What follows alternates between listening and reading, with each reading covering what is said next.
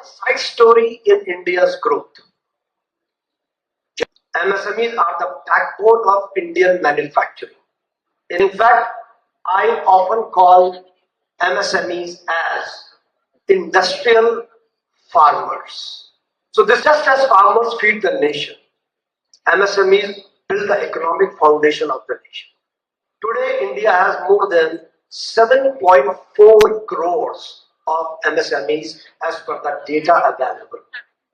Together, they generate employment for over 32 crore of people, 32 crores.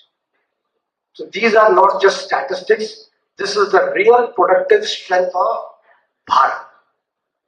If we genuinely want Indian manufacturing to compete globally, MSMEs need an ecosystem that allows them not only to survive, but to innovate, scale, and lead. Because when an MSME competes against a mature global manufacturer, it is not competing against just one product. It is competing against decades of R&D, established intellectual property, certification ecosystems, scale efficiencies, and global supply chains. So it's a very tough fight. It is not easy. It is a very tough fight. Those who are, our ambition is to design in India, engineer in India, innovate in India, and manufacture for the world. And we are already on to it. Thank you very much. Jai Hind.